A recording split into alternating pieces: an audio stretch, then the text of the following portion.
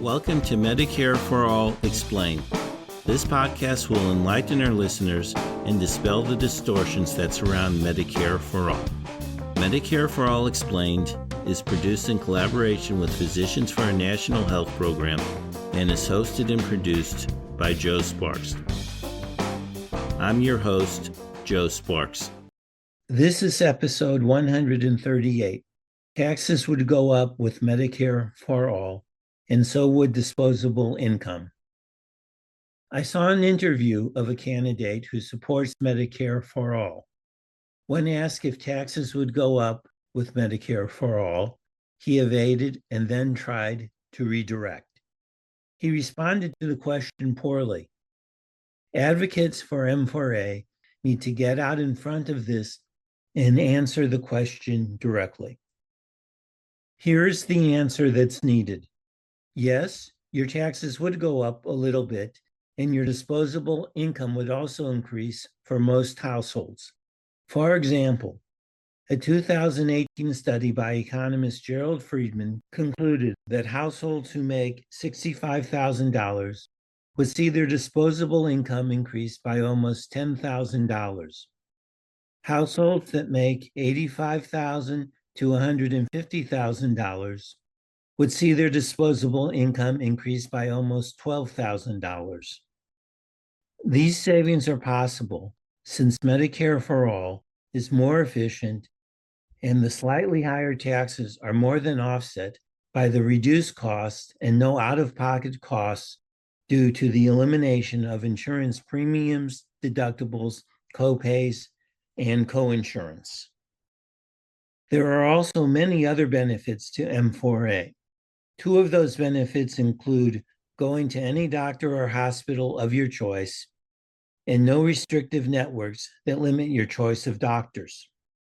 You are covered if you change jobs, lose your job, or decide to start your own business.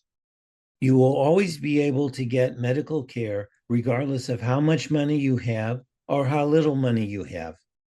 Medical debt and medical bankruptcies will be relegated to history. Now, there are some caveats. One is the savings are based on averages, so the figures might vary somewhat. Two, somewhere around $400,000, households would end up paying more in taxes. Even that has an important caveat. The calculations assume no major medical events. So if a family member had a serious illness or a serious accident, the $400,000 households could end up still saving thousands of dollars, and the $65,000 to $150,000 households could save even more money. That's because under M4A, your medical expenses are limited to what you pay in taxes. No premiums, no deductibles, no copays, no coinsurance, and you will not need to fight insurance companies to get the treatment your doctor recommends. Healthcare is not free, but M4A makes it similar to fire departments. We use taxes to pay for it, and it's free at the point of use. Even under M4A, healthcare will not be perfect, but it will be much better than what we have now. So when you advocate for Medicare for All, don't evade or change the subject when it comes to taxes. Be upfront. Honesty will win. Thank you for listening.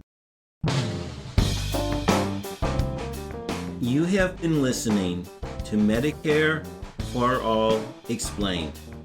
Remember to tell your family, friends, and colleagues about this podcast. Information about Medicare for All Explained can be found at our website, medicareforallexplained.org. The music for this show is Super Bubbly by Jesse Spillane. The logo was created by Lily Sparks. Thank you for listening.